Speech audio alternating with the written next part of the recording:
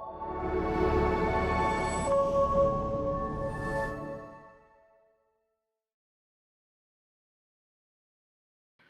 so excited to be talking with my pal Alicia this morning. And Alicia, who have you brought with you? I brought my therapist. This is Ronnie, also known as my cat. How old is Ronnie? How long have you had Ronnie? Ronnie's 8 years old. I adopted her when she was a kitten at the Humane Society, so we have been together for that long. And have you been an animal person, a pet person, a cat person your whole life, or is this relatively new for you?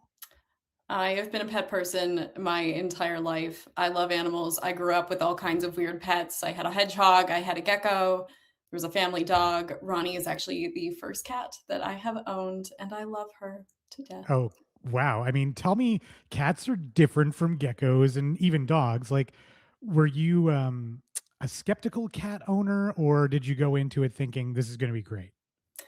Well, there's this theory called the cat distribution system where a cat picks you when you have no choice. But yeah, she picked me. I was skeptical on cats because I grew up with my grandmother's cat who was aptly named Shredder and really embodied that name. But not all cats are like Shredder. They're very loving and they're not afraid to express how they feel. Yeah, I agree. As the owner of two cats, I feel the same. Tell me a little bit about your relationship with Ronnie and what you get from Ronnie and what you think Ronnie gets from you. Oh, let's start with what Ronnie gets from me. Food, free rent, roof over her head, water, toys. Like, she is a very spoiled and much loved cat, but she gives it all back. I Yeah. mean, um, I love just having a little critter in my life and sharing the same space. I never feel like I'm alone. And, animals don't judge. They don't know what's going on sometimes, but they're empathetic and they can read you. Um, I can't imagine just even working from home by myself. Like, I need another being with me, and even just someone to cuddle, someone to take care of, and get me out of bed at 7 a.m. in the morning so I can feed her disgusting cat mush when she demands it. You mentioned off the top that Ronnie's your little therapy cat. What are some of the ways in which Ronnie helps you feel centered and relaxed? Yeah, I think having a pet, having Ronnie, there are things that I have to do every single day to take care of her. I have to wake up, I have to feed her, I have to give her cuddles, or she will attack me for attention. It's like these little reminders break up my day too. So if I'm feeling stressed or my mind is just caught in something and I have to pull myself out of the work, um, personal, professional, whatever that may be, I've got this little creature, built-in therapist who kind of brings me back down to earth of, hey, what really matters, and yeah, kind of like a daily check-in of you can't skip these things, and yeah, it's hard to put into words actually. I mean, I think you said it really beautifully. Like Ronnie sounds like she's an anchor in your life and throughout your day. And this is kind of a more of a personal question. And I apologize if I'm being really forward, but on Rest for the Wicked, we talk about ways to rest. And one of the things we're exploring, and the reason I'm talking to you today is animal therapy. And I'm wondering if you've ever experienced like structured animal therapy in a therapist's office. Not in a therapist's office, but I have experienced structured animal therapy, Oh, if you really? wanna call it Tell me more. that. One of my former jobs was at the U of C Students' Union running social media, and once a month, they would bring in puppies into a room. They're contract volunteers, so people who have lovely dogs that they have trained to just be mellow and let anybody pet them and relax in the space. So once a month, my job is to go down there and take photos and document the pet therapy. And once I was done that, I participated in it and made the rounds to pet every single dog in that room. I knew their names by the end. Some of them had little business cards that they would hand out. Yeah. That's incredible. Well, like I said, this episode's about animal therapy. You've had a little bit of experience with it. You get this wonderful uh, symbiotic relationship with Ronnie every day. So maybe, what do you say we find out a little bit more about animal therapy from a professional? Let's find out more.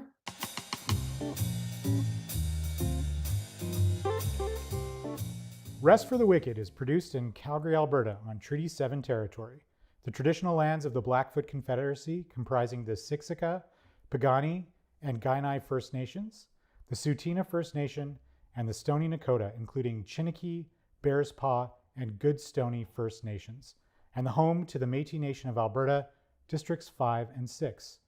We make this acknowledgement as a small gesture of reconciliation with the Indigenous peoples who have lived on these lands for centuries. Hey everyone, welcome to another episode of Rest for the Wicked. I am one of your hosts, Adam Rozenhart, and I am the parent, father, owner of 2 exhausting cats. And my name is Dr. Lisa Bélanger, and I am owner of maybe the perfect dog. Like, I think I won puppy lottery with my dog. That's awesome. Tell us what his name is and what he's like. His name is Timber. He's 10 months old. He's a part husky, part something blonde. We don't know what. And he is so patient and loving. And like, my 6-year-old treats him like he's her personal stuffy, and he's along for the ride. Like, I try to rescue him from her and he goes right back for it. So I was like, it's on you, bud. But it's just been such a lovely experience for our family. And it's been absolutely amazing. My 2 cats are Grizz and .com. They are a bonded pair, brother and sister litter mates, and they are hilariously menaces, but also very adorable, and we love them so much. So we are talking to Lindsay today, Lindsay Wright, and I'm just going to dive right in. Lindsay, can you tell us about yourself? Absolutely. Yes, Lindsay Wright. I am a registered psychologist, and I own a group practice in Alberta, Summit Counseling Services, where we strive to meet every client where they're at and have different options for therapy, because not everybody fits in a box. And one of the avenues I practice in is animal-assisted therapy. And I love it. Tell us about how you got into animal therapy, and maybe like, what kind of animals are we talking about here? I don't know that I'd even put a cap on what kind of animals. How did I get into it? I was always animal connected. I was the kid at the party that was playing with the dogs while everybody else was in the bouncy castle. And then in my 20s, I had a sort of, what do you call that, quarter life crisis. I was sort of lost in the world, and my roommate at the time had this boxer named Lulu, and she just became like my anchor and tethered me in a world where I felt very untethered. And it was such an amazing experience. And then when I was doing my practicum, one of the placements was Equine and Canine Therapy Center. And it just, I almost begged them. I'm like, this is for me. You should call it Lindsay's practicum, because I have to be here. And I learned so much of the other side of it that it was amazing to have that experience of both, as the person gaining the benefit of animal connection, and then as the therapist being able to offer it to others. Do you, like, I have a practical question. Do you have the animals? Do you get them to bring them in? How does that work? So there's different ways you can do it. So we have a barn where the horses, goats, all of that are property of the owner of the barn, and we rent the space there, and we just ensure that we know the animals really well that we're working with. I personally have the dogs. And so if anybody in the office is doing animal therapy, it's their own animal that they're bringing in that's been trained to work with clients. We've done cats. I have a snake, a leopard gecko, sometimes fish. Could go anywhere. I have so many follow-up questions. So it's not bring your own goat. And I don't bring my own goat. I wish. I'm trying to figure out how to do the emotional support mini Highland cow, but so far I have not figured out how to make that work yet. But we got time. I'm working on it. So how can that animal interaction translate to like rest or regulation with humans? We are mammals that need to know about our surroundings. So the big part about rest and regulating the body is knowing that we're safe. We're either safe or we're unsafe, and that's pretty much it as far as like our survival brain goes. And so we always look around our environment and make sure that we're okay. And if you're laying with a dog that's like, starfished on the ground, it's really hard to be like, okay, something bad is happening right now, because they're looking like everything is fine. So we can co-regulate with other animals, and they vice versa can do the same with us. So horses, if you go into a horse barn and you're all over the place, the horses won't come near you at all because they can sense that you're off. So it gives us a good chance to kind of get back into our body. And then once they feel like we're safe, they will come towards us. It kind of works like that. And just like for the listeners, somebody that's new to that term, co-regulation, we can co-regulate with the animals. You just described it, but we can co-regulate with people as well, correct? Yes. Yeah. So my question, Lindsay, I've got two actually. The first is, how does or does animal cuteness factor into this kind of thing? Because like for me, when I look at my cats, even if they're doing something annoying, I'm like, but you're so adorable, I can't even stand it. I honestly, this is just my personal opinion. I think it's primed in us as like an evolutionary biology type thing, where same with babies, right? Babies are a lot of work, but they're so adorable that we're willing to do the work. And so animals can be destructive and chew up all your stuff. And then they look at you and you're like, okay, no, I'm going to keep you alive. Like there is something in you that makes me okay with whatever it is you're doing, because I want to keep you alive. They make them cute. You don't throw them out the window. Yeah. Yeah, exactly. So I guess my next more serious question is, are there particular animal therapy benefits for specific populations? So for example, children, elderly folks, people dealing with chronic illness, neurodivergent people, like does animal therapy help these populations in different ways? I think the basis of animal therapy is all kind of, in general, our goal is the connection, the co-regulation, the relationship between the animal and the person. But I think how we do it is different for each population. So elderly, loneliness is a big thing. Touch is huge for elderly. They don't get that physical contact that you used to get. And so having animals around can really help with that sort of social connection, that physical connection, which we can get from animals just like we can from humans. Neurodivergent folks cannot mask. They can be in a room with a dog and they do not have to mask. They don't have to worry about it. And there's the predictability of animals that is helpful. The repetitive petting, brushing, grooming, all of that can be really helpful. For kiddos, it's fantastic because there's nothing better than like a dog in the room when you're meeting someone you've never met before and they're asking you questions about how you feel, right? Like it makes such a huge difference in building that therapeutic relationship. Most of the kids I work with don't even know my name, but Penny, they know Penny, or they know Archer, or they know Panda. And so they'll just be like, hi, Penny's mom. Like, okay, sure. That's fine. Whatever got you here, and let's figure it out. And it's amazing to watch them build that relationship with the animal and then help them use those tools they're learning to then be okay outside of that office too. So I'm going to come back to co-regulation for a second. I have 2 kiddos, and I've certainly experienced what you're talking about.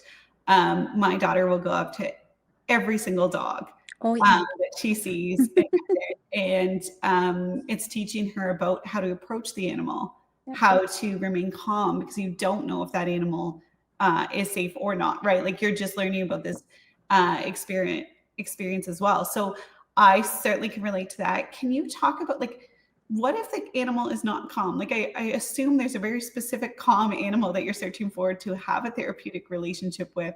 Like Adam and I were joking around with, also pets are a lot of work, and some of them aren't well behaved, or they're not regulated when you need them to be.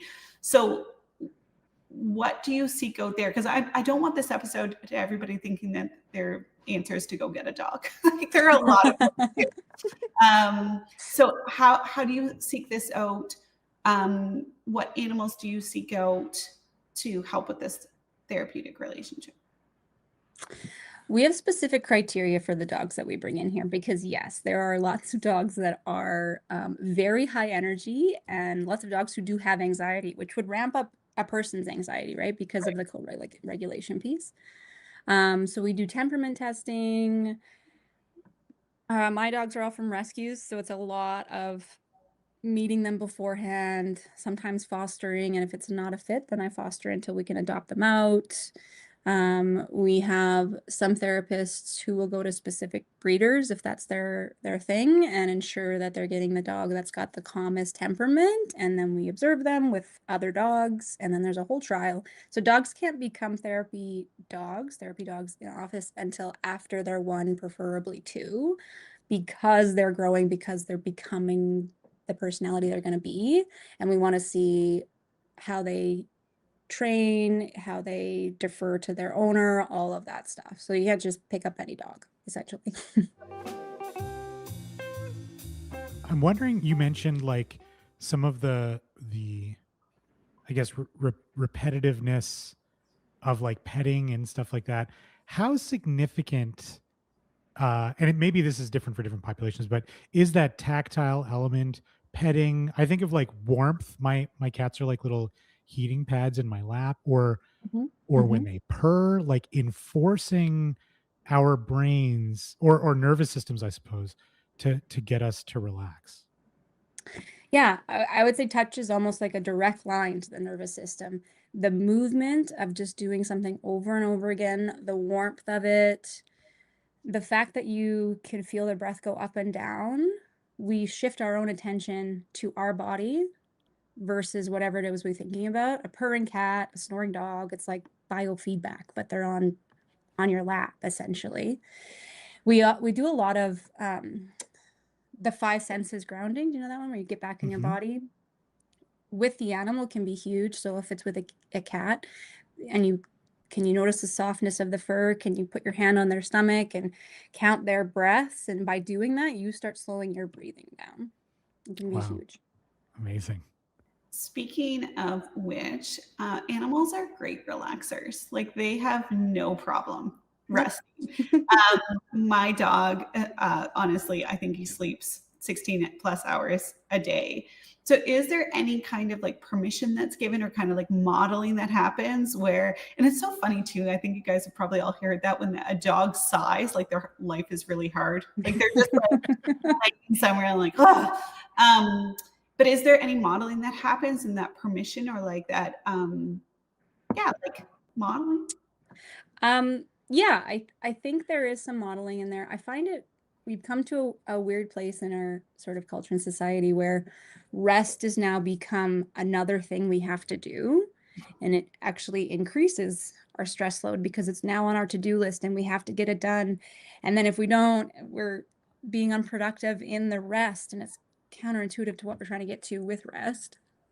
Dogs allow us to, and cats, to just be, right? So for the most part, it might look like a tiny step where a person has a cat purring on their lap and they're just not going to get up yet, right? I maybe have to go do that thing, or I feel like I have to go do that thing. But my cat is really comfortable, and so I'm going to hang for a bit here. Or my dog is cuddled up on me, and so I don't want to wake up my dog, so I'll just sit for a bit longer. And if we can kind of get that going, we can then pull into, you're allowing your dog to rest, you're allowing your cat to rest. How do we Yeah. allow ourselves to do that? I love that, because I can't even tell you how many times I've been sitting reading a book or watching TV or something, and like I have to go to the bathroom, but there's a cat on me who I will not disturb until it is an emergency. Yep. Yep. I'm sure my urologist thinks that's a bad idea, but anyway, I wonder, Lindsay, if you could tell us a little bit about how um, the benefit of support from animals differs from that of humans, because like, you know, other humans have their various foibles and schedules to deal with, but we get this like complete emotional love from an animal that seems to have boundless energy to give us, in terms of like their attention, their love, their support, sitting in the lap. Is there a specific benefit that you can think of that comes from resting with an animal that actually will never ask anything else of you except perhaps to be fed? Yeah. If we look at an animal who truly is just wanting the connection, it's very different when you're in a room with another human being, because you're still cognizant of the idea that this person is thinking about you, relating to you in some way. So you're still on, right? Like you still are doing the social normities that were trained in you, or you're asking the questions because it would be weird to only answer questions, and you feel like you have to like think of things to, so you're still on. You're not really resting, you're connecting, which is not a bad thing, but you still have to be thinking and doing all of that. With an animal, you don't, right? Like, walk around in your underwear in your house, they do not care. But the person that you invited over might have something to say about it, right? So you get that chance to just be, and there's no judgment. There is nothing there that you have to then explain or work around. There's no outcome that's going to be negative in that. Just do whatever you want with the animal, and you can be just neutral. I have a line in one of my keynotes that I talk about some of the research around pets and what happens in the brain when we see pets. But then I always say, my line is that, except it can't, I asked if it was true with goldfish, and it's not. It has to be cute and fluffy, because the research that I was reading that I'm quoting was very much around cats and dog domesticated furry animals. What do you do with fish? Like, how does that integrate into therapy? Differently. Fish are mainly, I don't know, a living calm down jar, like a lava lamp. We do a lot of like, watch the fish. What is the fish doing? If you're present in this moment, what do you notice about the fish? It's less the tactile, let's breathe with the animal, and it's more the idea of like centering on our body and being present without like the background noise that's always happening. Yeah, so you're not holding it and petting it. Got it. You are talking about these things that I never thought of, like that no judgment. So like so much conversation when we switched to online meetings, when COVID happened, was about how much you're on when you're watching yourself, and you're having to constantly monitor yourself. So you're talking about that in the presence of another person, which makes so much sense. And then having an animal and having none of that. So are there other therapeutic things that come into play with using animals? For example, I just never thought of that one. And then two, how does taking care of the animal fit into any of that? Because I know you're kind of sectioning off therapeutic use of animals where they're not necessarily grooming or taking care of or walking the animal, but is there research or is there a contribution of that, the care that's required for them? In terms of rest, they're built-in breaks. If you work from home and you are an overachiever, you have to stop working long enough to let your animal eat or take your dog for a walk. Like it's almost like you might not do it for you, but you're absolutely going to do it for your animal. That is so true. And the other thing is, like, there's no better, like in Edmonton or in Calgary, when it's -30, the only people out walking is with dogs. Are with those with Like, dogs. Yes. They are, it is the greatest motivator to be like, if you don't take me, I will poop on your floor. Like, Yeah. So I guess I'm taking you. Even if yeah, I don't want exactly. to, we're going. Exactly. Yeah. It kind of takes away that choice too. Like, you have to. You might not do it for you. You might not rest for you. You might not make sure you're eating 3 meals a day, but you will ensure that your animal is being fed and taken care of. And if that's the in to getting you to have rest, then that's fantastic. And we'll absolutely build on that as we can. The other part is some people don't want to lay and sit and meditate. That's not their body. That's not how they find rest. They're active. They want to move. And a dog walk is a beautiful way to have your mental health walk, right? Is to get out there and walk your dog, and that's rest too, if it's meant to help you. I want to ask a question that is a debate my wife and I have had about pets in bed. From like a maybe not rest isn't the right word, but from a psychological perspective, does the emotional comfort of co-sleeping with a pet outweigh some of the potential sleep disturbances? This is that classic it depends answer. Right. Yeah. Everybody's different. I think the real question is, does the pet in the bed help or hurt sleep quality more? If you are somebody who's super anxious or PTSD, having an animal in the room can actually help you sleep better, because you're going off the fact that that animal is fine. They're snoring, they're fine, therefore everything might be fine here, and your body can relax.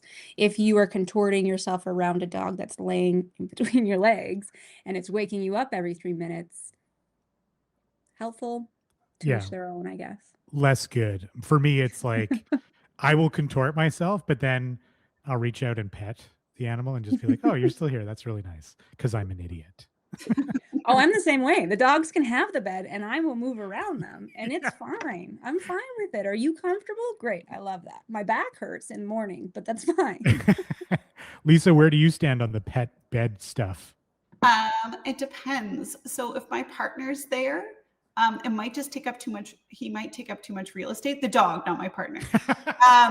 And then, but if my partner's not there, the dog's in bed for sure. Like head on the pillow as if he's a human. Awesome. So Lindsay, tell us about the differences in types of rest facilitated by different animals. So we kind of talked about the fish and how that's different. I don't know how a lizard plays in, or a cow, or like any of the other ones. Like, is there, grooming? I'm thinking of a horse, grooming rest versus like, talked about the cat on the lap. Can you kind of go through the animals that you most commonly use and what the difference could be? Like, why would you use one animal versus the other? I think it would depend on what it is you're hoping for, you're looking to achieve. But ultimately, if I'm doing it in therapy, I want whatever animal a person's going to connect with the most, if I can.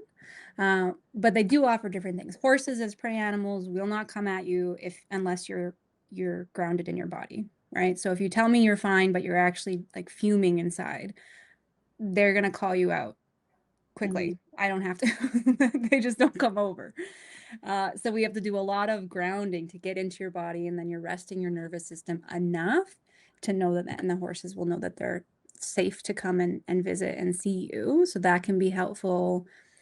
The grooming, the slow physical touch, you can feel them, the weight of the horse, because they're such big animals and you're leading them through this. It can be really empowering for clients, and they have to keep in their bodies the whole time.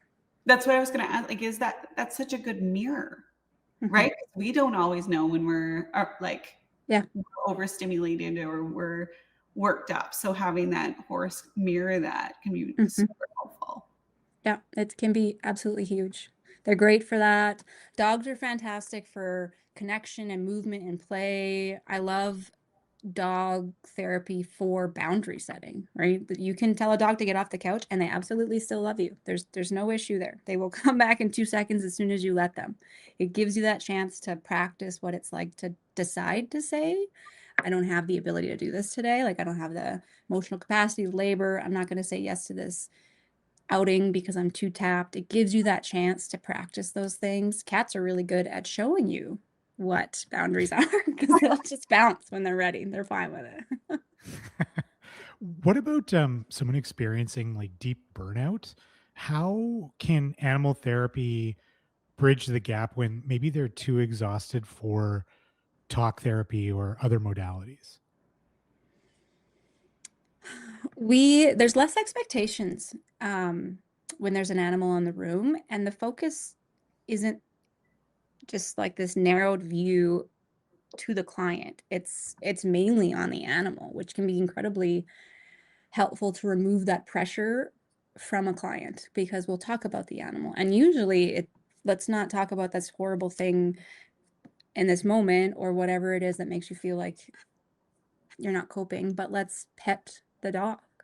Just come Yeah. sit with the dog. Let's just brush the horse. We don't have to discuss everything. Our goal right now is 10 minutes where your body feels just slightly less on fire. Can we get there? And then once we get there, let's do an extra 10 minutes. Oh, I love that. It sounds like such a, I was going to say like life hack, but what an interesting way to unlock or like bring someone a level down in terms of like heightenedness. I Like really love that. talking about this makes me feel like everybody should have animal therapy. Like it should be. Yes. I'm very biased. Like I Yeah. could talk about this all day long, and it's become like my utter passion. Animals do far more in this room than I do lately. I just think that there's so much potential. Like I am surprised it's not used more, and just even like the amount we're talking about co-regulation and nervous system, like just strained nervous systems, all of us.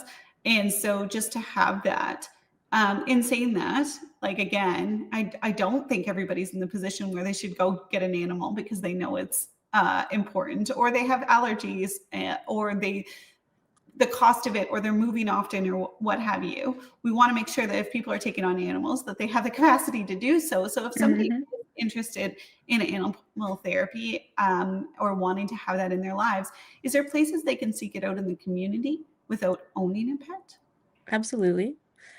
Shelters, rescues, there's rescues everywhere, and they're always looking for volunteers, even if it's just taking a dog for a walk one day. Like they'll happily take any help they can get. If you have friends with animals, you can go and pet sit or dog walk if you want. Cat cafes are great. Equines, they tend to do like horse workshops if someone wants to just spend an afternoon with horses. And then, of course, there's like animal therapy and programs like that you can always access to. What I think is pretty amazing too, for those, people that just had a baby or had a big life change or lost somebody with grief, or whatever it is, to offer to walk their dog or to take care of their animal. I feel like there's so many benefits all around for that. Because it can be just one more thing on their plate, and then you get the added benefit of having a pet around. I'm fascinated by the trend, I guess, where I'm seeing like here in Edmonton, the airport has therapy dogs that sometimes come through the terminal. It's an airport's a high stress place. My wife is back at university, and during final exams, they often have therapy animals that they just bring around through common spaces to benefit the students. So, Lindsay, you're really onto something here. Oh, it's amazing. I got to tell you, watching a goat be a goat for 20 minutes, the rest of the day is amazing. You've forgotten whatever the problem was. But it does have to be called goat therapy. Like I feel like For sure. Goats are so weird that you can't be in your own brain and your own problems without going, why is he doing that? Why?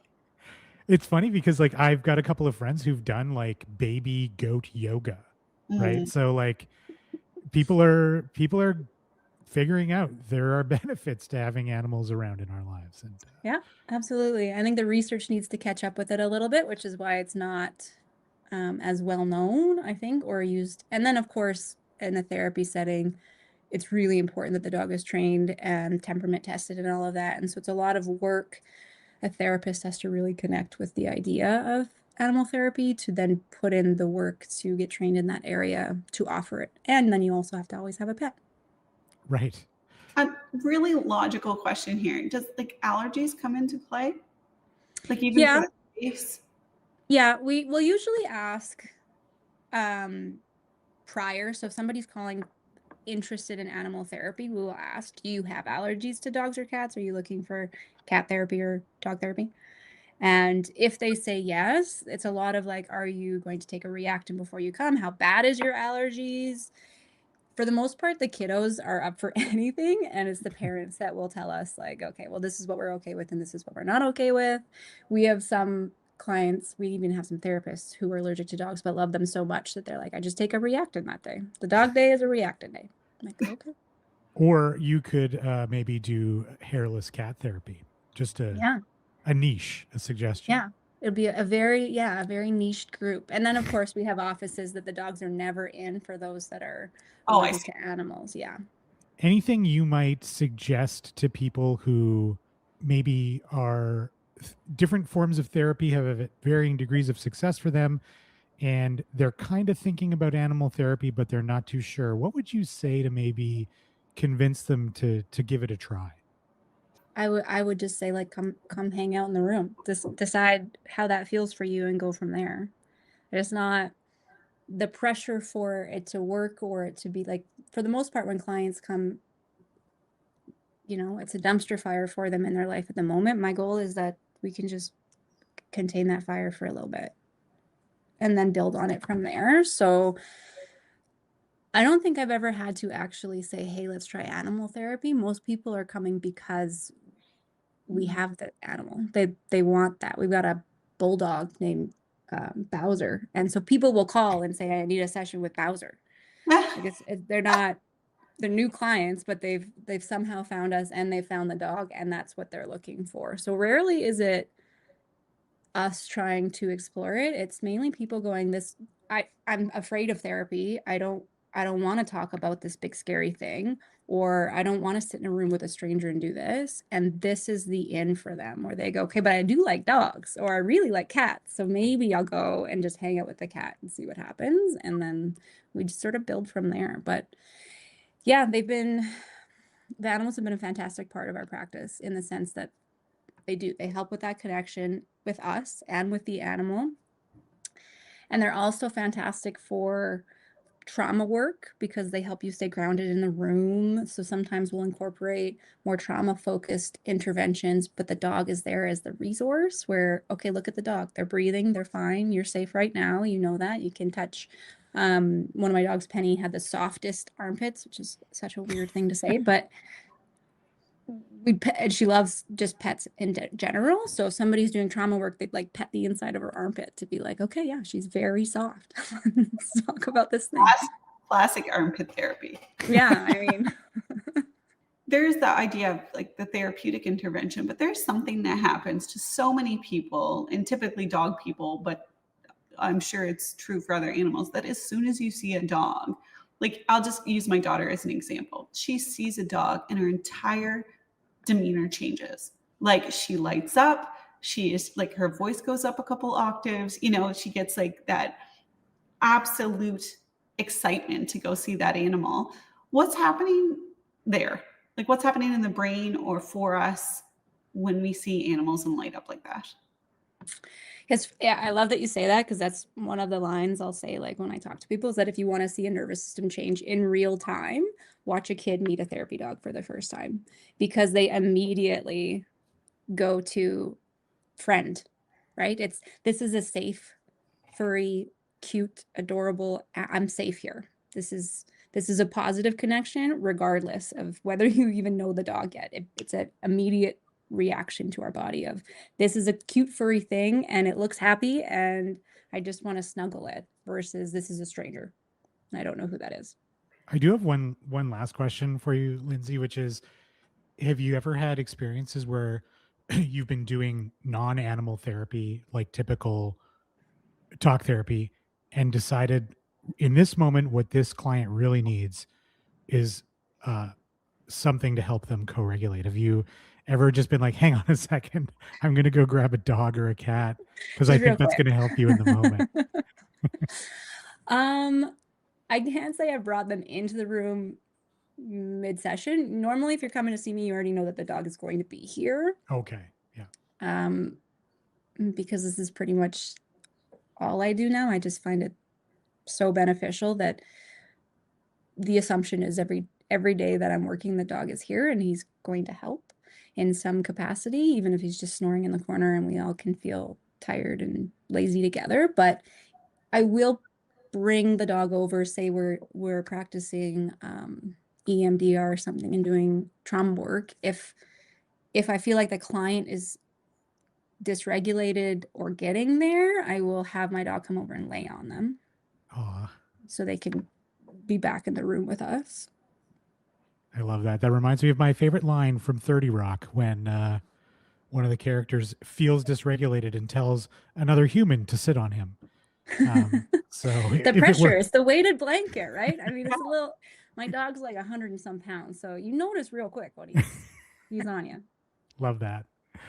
Lisa, do you have any other questions? No, this was fantastic. This is like, I'm like trying to figure out now if my dog should be a therapy dog. I think he just has if he's the perfect dog, he might be. Legitimately, like he's only 10, 11 months, but he has such a fantastic demeanor, and everybody that meets him, and even at the dog park when you have people coming the other way, and they see, like, the dog looks happy, do you know, and like so soft, so cuddly, and is kind of awkward. So he looks like a teenager, like big paws, longer legs, like, and then in the weird growth phase. Yeah. He's in the weird growth phase. So he hasn't really filled out. So he's a little skinny.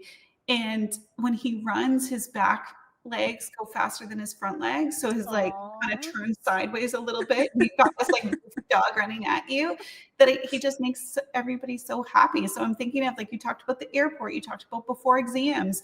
Like, there's so many different situations that we can help humans, like, just either connect or take the attention off them or just like co-regulate for a second. Like, there's so many opportunities for it beyond the therapy room. Oh yeah. Now I feel like Timber's got to earn his keep. Like, work a little bit, buddy. He could go out there and make the world a better place. There is one of the places in Edmonton is Chimo Animal Assisted Wellness Center. They help everyday people train their dogs to be just an emotional support dog. And those are the ones that can go to universities and hospitals, go visit kids in hospitals, and go to the airport. So absolutely, people don't have to be a therapist to then also help people understand how fantastic animals can be for support. Now I just have to get him to drive to these places by himself. Yeah. Like, I'm busy, but if you could get there, that would be great. Yeah. Thank you so much, Lindsay. This was so informative and so great. And it's making me look at animals very differently. Anytime. Amazing. Thanks again, Lindsay. And get a cow. Yeah. I'm working on it. Rest for the Wicked was filmed on location in Calgary, Alberta by Philip Harrison and Centerpin Media. Pre and post-production by Conscious Works and Adverb Communications. And of course, you can connect with us through the Rest for the Wicked Instagram and TikTok accounts at Rest for the Wicked Pod. And make sure you subscribe to Rest for the Wicked wherever pods are cast. I've never heard anyone say that before, so I wanted to I like it. We'd love to hear about your experiences and struggles with different forms of rest. And if you have an idea for a future episode, let us know that too. In the meantime, remember, get some rest so you can stay wicked.